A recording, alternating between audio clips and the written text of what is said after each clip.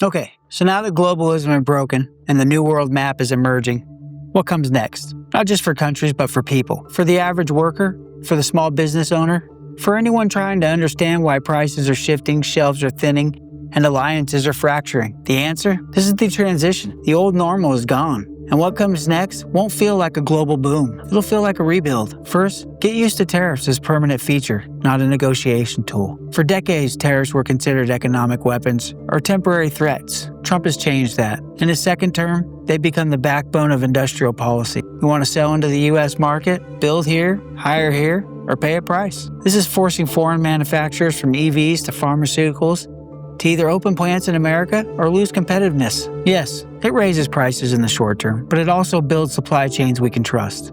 This is a shift back to something America hasn't had since World War II, a national industrial strategy. We're not just talking about tax breaks, we're talking about long-term subsidies for semiconductors, batteries, rare earths, federal support for critical infrastructure, manufacturing, state-level recruitment of global firms to relocate production. For decades, the globalist model said, government shouldn't pick the winners. Trump's model says, we pick winners or China will. Expect more tension inside what used to be called the West.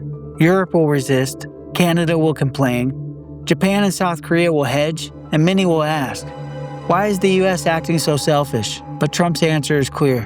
America has carried the burden long enough. From NATO to the WTO to the UN, many of the institutions that define post-war cooperation are either being redefined or quietly ignored. They don't align with the new system because they were built for a world that needed America to guarantee peace. And that's no longer the case. Strategic friendships, not global commitments.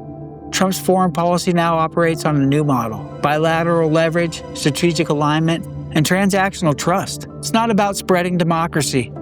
It's about rewarding cooperation and punishing dead weight. Mexico, for instance, is becoming a trusted partner, not because of shared values, but because they're building alongside us. Meanwhile, countries like Germany and Canada, who want the benefits without contributing, they're losing access. It's not personal, it's policy. One big question is always the dollar. Will de-dollarization take hold? The answer?